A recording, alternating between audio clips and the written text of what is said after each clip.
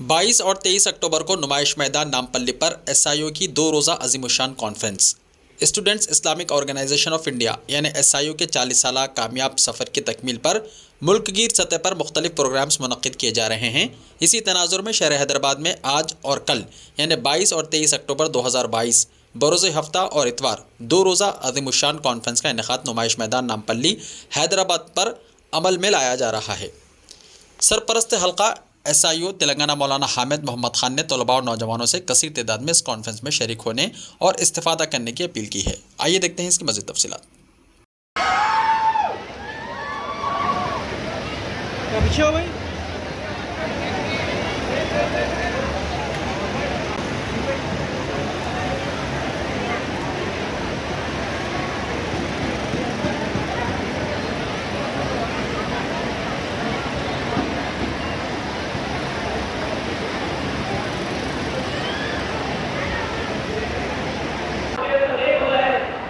अस्सलामु अलैकुम वरहमतुल्लाहि वबरकातुहू। Student Islamic organisation of India Telangana zone के 40 ईयर्स होने के मौके पर 2 रोज़ा स्टेट कॉन्फ्रेंस अभी चल रही है। आज पहला दिन है जिसके अंदर पैरेलल सेशन चल रहे हैं।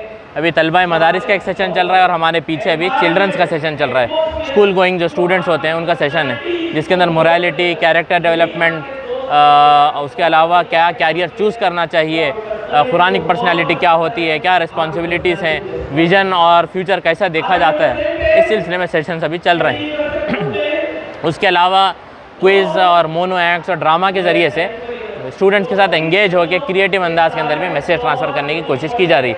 ये पैरेलल सेशंस आज होंगे। इसके साथ दोपहर में मेडिकोस का और इंजीनियर्स का मेड इग्नाइट और टेक इग्नाइट के नाम से सेशंस होंगे। रात में कल्चरल सेशन होगा और अगले दिन इग्नाइट चेंज के नाम से 3 सेशंस होंगे जिसके अंदर combating fascism, social change, way forward के थीम्स के साथ में सेशंस होंगे जिसके अंदर हिंदुस्तान के मुसलमान मिल्लत के लीडर्स एड्रेस करेंगे। उसके अंदर हमारे बैरिस्टर असदुद्दीन अवैसी साहब, अमीर अलका हामिद मोहम्मद खान साहब, उसके अलावा हाई कोर्ट के जज एडवोकेट अफसर जहां मैम, उसके अलावा और भी बहुत सारे स्पीकर्स हैं जो इंडिया से पूरे तशरीफ़ ला रहे हैं और लोगों को वे फॉरवर्ड देने, एक तब्दीली का इग्निशन देने के तौर पे वो लोगों के एड्रेस इंशाल्लाह करेंगे। तमाम लोगों से गुजारिश है कि अपने पूरे फैमिली, दोस्त अहबाब के साथ इसमें ज़रूर शिरकत करें। 300 स्कूल्स को अप्रोच किए थे।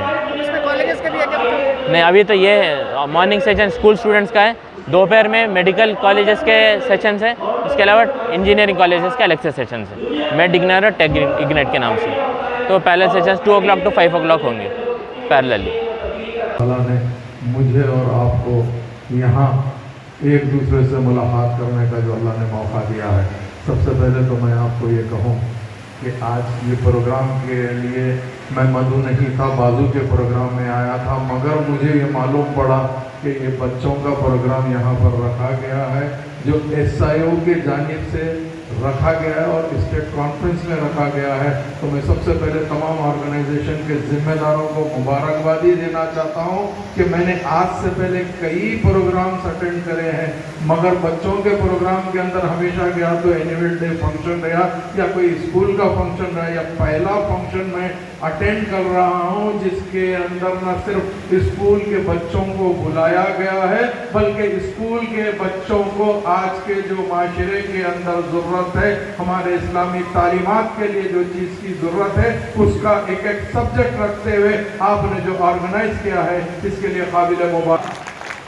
मुझे खुशी इस बात की होती है ख़ास तौर से जब मैं बच्चियों को एज ए स्टूडेंट देखता हूँ तो मुझे खुशी इस बात की होती है क्योंकि मैं जिस जनरेशन से आया हूँ, हमारे जनरेशन के टाइम के ऊपर अक्सर ये कहा करते थे कि बच्चियों को पढ़ाना नहीं चाहिए, 7वीं और 8वीं तक। बाद है उन पेरेंट्स जिन्होंने ये जिद्दत कर अल्हम्दुलिल्लाह न सिर्फ बच्चों के साथ अपने बच्चियों को तालीम याफ्ता बना रहे हैं, ये काबिल मुबारकबाद है क्योंकि आज की तारीख में अगर एक बच्ची एक मेरी बहन या एक मेरी बेटी पढ़ लिख कर अगर काबिल होगी, न सिर्फ ससुराल में जाने के बाद कुछ भी तरीके से अपनी औलाद को भी ट्रेनिंग दे सकती, अपनी औलाद को भी तरबियत दे सकती। अगर खुदा न खास्ता ससुराल में कोई ऐसी बात है तो उनको भी इंसानियत सिखा कर ये बता सकती है कि तालीम की तरफ से मैं कुछ भी हूँ, आप लोग के बीच में आपकी बेटी बन के रहना चाहती हूँ। ये सहूलत किसने दी है? तो ये सहूलत इस्लामी तरीके की तरफ से दी गई है। तो मुझे वक्त नहीं है, वरना ये गैदरिंग देख के अल्हम्दुलिल्लाह मुझे भी दुआ करने का अल्लाह ने मौका जब देता था तो मैं जरूर लंबी बात करता था, मगर मुझे एक प्रोग्राम है, आज मुझे शादी मुबारक के अभी मेरी माँ और बहने बैठे हैं, इसके लिए ज्यादा वक्त नहीं लेना चाहता हूँ। फिर एक मरतबा ये 2 रोज का जो कॉन्फ्रेंस आपने ऑर्गेनाइजेशन को हकीकत में मुबारक के काबिल है। बहुत बहुत शुक्रिया। वाहुल उक़दतम मिन लिसानी यफ़क़हू क़ौली। अल्लाहुम्मा सल्लि अला मुहम्मदिन व अला आलि मुहम्मदिन व बारिक वसल्लिम। मुअज़्ज़िज़ बुजुर्गों, नौजवान दोस्तों और प्यारे बच्चों, एक्सप्लोरिंग द मोरालिटी, ये आज की मेरी टॉपिक है। इंशाल्लाह मैं ये कोशिश करूँगा कि बिल्कुल प्रैक्टिकल एग्जाम्पल्स और इजी टू अंडरस्टैंड लैंग्वेज में आपसे बात करूँ। डेल कार्नेगी एक बहुत बड़ा पब्लिक स्पीकर रह चुका है, उसका एक quote, always try to express rather than impress.